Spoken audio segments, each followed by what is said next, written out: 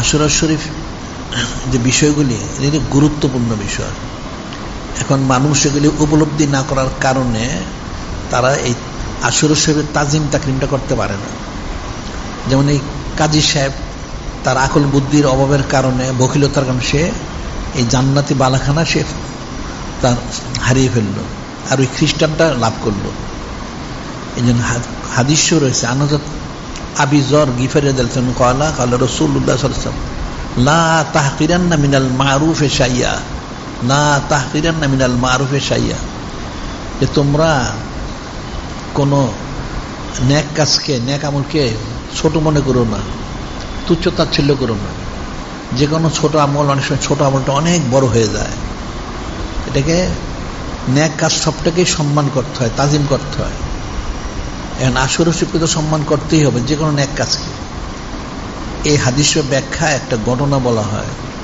একজন বুজুর্গ বড় ওলি আল্লাহ হযরত মারুফ কারকি রহমতুল্লাহ, ইনি হযরত ইমামুস সামিন অর্থাৎ আহলে বাইত শরীফ ওনার অষ্টম ইমাম, ওনার প্রধান খলিফা হযরত মারুফ কারকি রহমতুল্লাহ।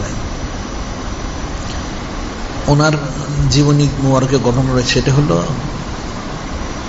তিনি একদিন বাজারে গেছেন ওনার মুরিদ মোতাকাদ সহ। সেখানে যে শুনতে একটা লোক, একটা বিস্তিওয়ালা, বিস্তিওয়ালা অর্থ হচ্ছে সেই জামানায়, পূর্ববর্তী জামানায় কিছু মানুষ মশকে করে পানি বিক্রি করতো বাজারে বাজারে, মোড়ে মোড়ে। তো সেই হলো বিস্তিওয়ালা, পানি বিক্রি করে। ওই বিস্তিওয়ালা ঘোষণা দিচ্ছিল যে আমার কাছ থেকে যে এক পেলা পানি পান করবে তার জন্য জান্নাত ওয়াজিব হয়ে যাবে।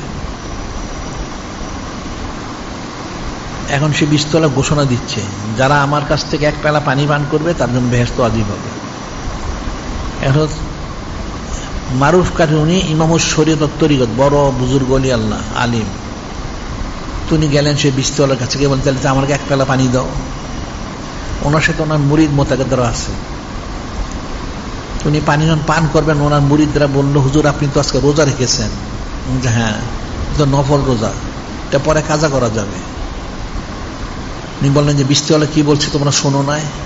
যে কি বলেছে? সে বলেছে তার থেকে যে এক পেয়ালা পানি পান করবে তাকে জান্নাত দেওয়া হবে। আমি সেই জন্য তার পানি কিনেছি, তখন তিনি এই পানিটা পান করলেন।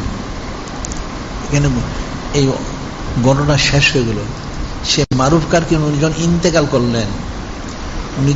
ইন্তেকাল করলেন তখন একজন বুজুর্গ ব্যক্তি ওনাকে স্বপ্নে দেখলো। স্বপ্নে দেখে জিজ্ঞাসা করলো, হুজুর আপনি কেমন আছেন?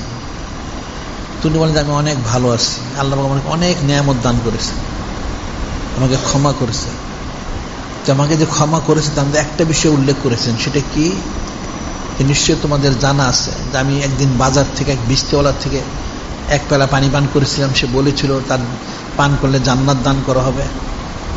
তো যিনি খালিক, যিনি মালিক রমাল্লাহ বাক, তিনি আমাকে বলেছিলেন তুমি যে বিস্তিওয়ালাকে বিশ্বাস করে পানি পান করেছেন, এই জন্য ক্ষমার মধ্যে এটা একটা কারণ। সুবহানাল্লাহি সাল্লাল্লাহু আলাইহি ওয়াসাল্লাম।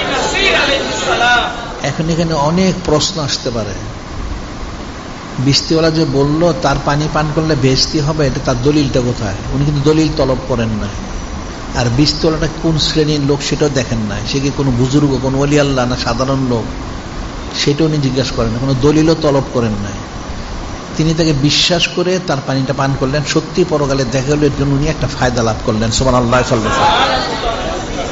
এটা যদি এরকম হয় তাহলে আশুরা শরীফের তো অনেক ফজিলত বর্ণিত আছে। তাহলে আশুরা শরীফকে সম্মান করলে কতটুকু ফজিলত মানুষ পাবে, এটা ফিকির করতে হবে।